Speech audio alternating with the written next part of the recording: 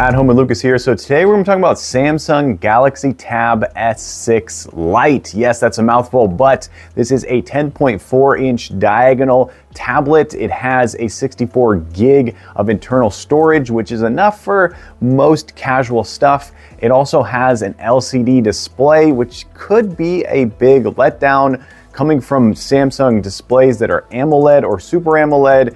An LCD display is just not the best on paper, but we'll have to see what it looks like in the wild to figure out if it's actually any good. I love myself a AMOLED display with the rich colors and the dark blacks. So in this video, we're doing a hands-on with the box, quick unboxing and first impressions on said tablet. After that, I'm gonna be putting this bad boy to the at-home Lucas test to figure out, is it something you should buy or maybe skip altogether? I'm here for you, so I don't have to waste your time buying or returning. All right, let's go ahead and jump into it. All right, let's take a look at this bad boy right quick. So at the top left, you have the name of the company, Samsung. There is an image of what's to come in the box. This, of course, is the Tab S6 Lite.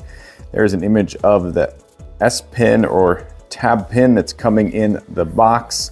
All right, let's get inside this box, people. Okay, the box is laid out perfectly. You have your wall charger right here, USB-A to USB-C. Then you have your S Pen. All right, let's take a look at this bad boy right here.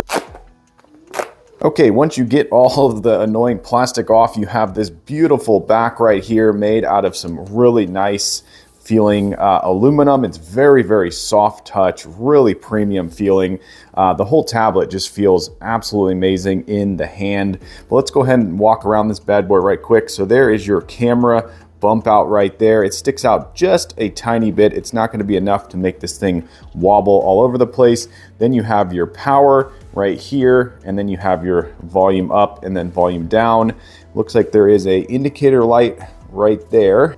Coming down here, this is where you're going to put your SD card in. At the bottom, you have your speaker grill. You got your USB-C port right there. Coming around the side, nothing on this side. Very clean, very smooth feeling. And then back up at the top, you actually have a headphone jack. That is so cool. And then you have a microphone port there and a second grill for your speaker. So there's a speaker on each side. And then tucked away in the bezel on the front is your camera right there.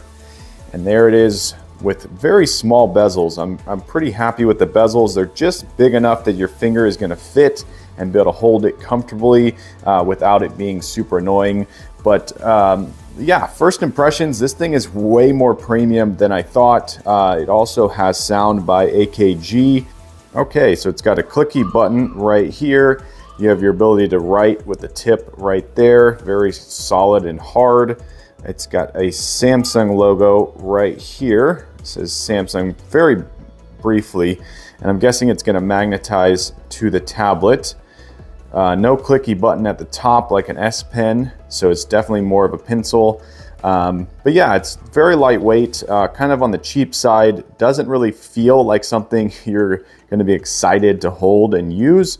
So it seems more of like, yeah, if you want to use this, you can. Let's go ahead and power this thing on.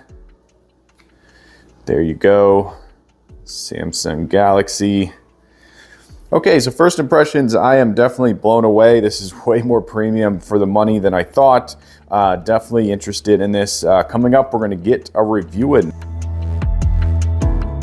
Okay, let's talk about the user interface. So this user interface at times is so laggy and so buggy. As you can see here, it's gonna take forever for this to load, and it really shouldn't. It should just snap into place and keep going. If you are familiar with iPads, they just do a phenomenal job of making the very simple stuff of transitions and loading up of the homepage. They make it seamless and they make it very enjoyable. This device, for some reason, everything has to take a minute. Right there, that took a minute to load. I have the latest software on here. I've reset the device a couple times. I've powered it off, so it's not, there shouldn't be any bugs is what I'm saying. Yet this thing is very buggy on the home screen aspect of this. It's really strange, and it's something that the more that you use it, the more you're like, okay, this is annoying. And another thing is like when you go to turn it on, it will sometimes literally need a minute to basically like warm up. And there you go. Once more, it is just outrageous how slow it is at doing very simple things. But once you get into apps and you start loading things up, it performs like any other device out there, like it should. So it's really strange how much this device is like almost bipolar or something. It has moments of pure power and then moments of pure glitch and terror. So definitely take note of that. Let's talk about battery life. So battery life on this thing was good. It just was not great. I found myself wanting more battery more often than not. And I found that this thing would drain battery quite quickly. And when it would just sit and idle, it would still be draining battery. So I definitely would say that there's better tablets out there with higher battery life, better battery life than this one. This one is definitely as advertised, but barely. Sometimes it's a little bit less. Sometimes it'll just suck the juice right out of it and you'll end up with a dead battery. I found myself in testing this being around 20 to 16% battery quite often. So it'd be at 100%, and then in a very short amount of time, it would be way down. And I don't really know if that's standard or if that's just there's a battery drain issue on this particular tablet, but it definitely seemed like they could get better battery life out of this bad boy. So definitely take note of that. Battery life is not the best. Okay, let's talk about gaming on this bad boy. So this thing definitely does a decent job of gaming, which is kind of surprising because it is very laggy just in the normal use of the UI. But definitely know that the speakers at a higher volume definitely will vibrate your hands quite aggressively. So right now I'm feeling some serious vibration from these speakers at a high volume.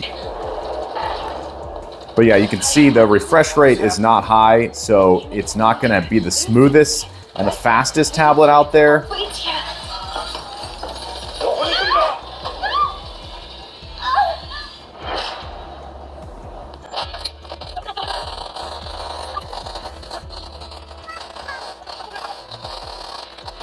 But yeah, there you go. It is definitely doable. You can game on this tablet.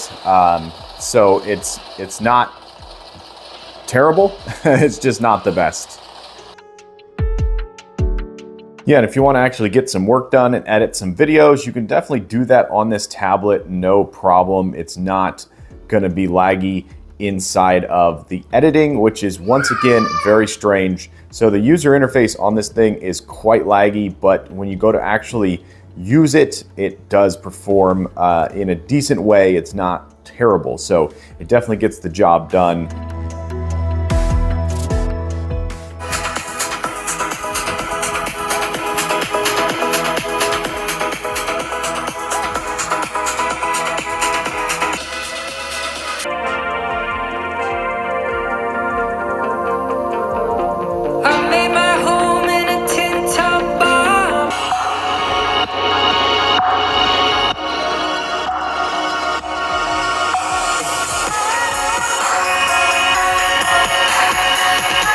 Okay, so there you go. Even at max volume, no tinniness, no distortion, crystal clear audio. Definitely passed the audio test. These speakers are definitely really solid.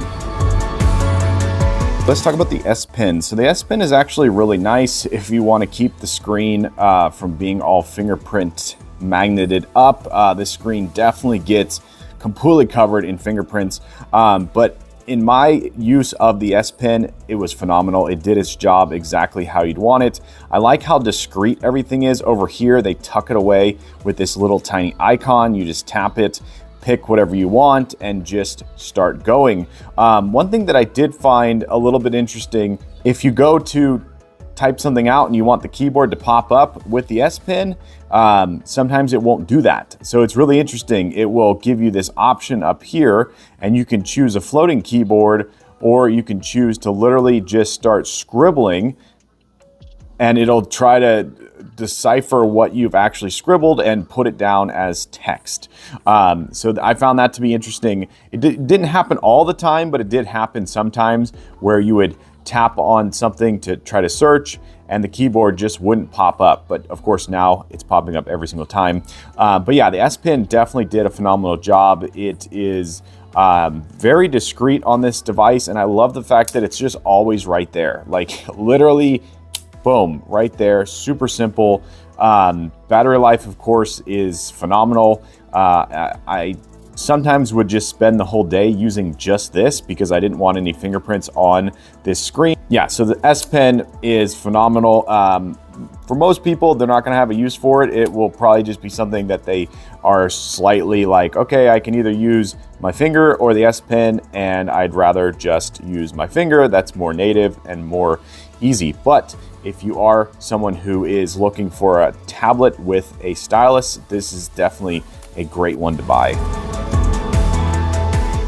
Okay, this is the front-facing camera test. This is the 5-megapixel camera with the microphone, which is basically right near this camera right over here on the left side.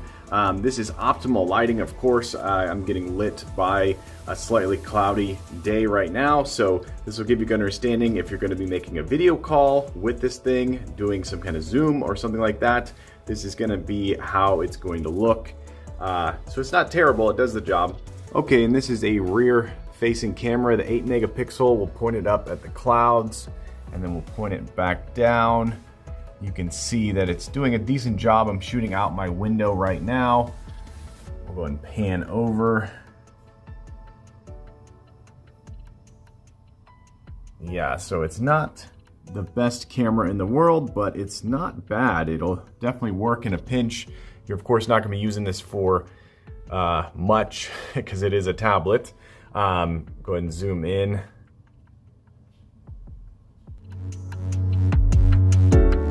Okay, I've been using this bad boy for long enough that I think I have a full comprehensive review, and let's just start off with the display. So the display is not the best. It definitely gets bright. It's definitely a tinted display. As you can see here, it's really, really dark. So they do a good job of tinting it, but the fingerprints show up all over this display, mainly because it doesn't get bright enough. So if you're gonna be using this thing in a bright environment, then you may wanna skip this and go with something else.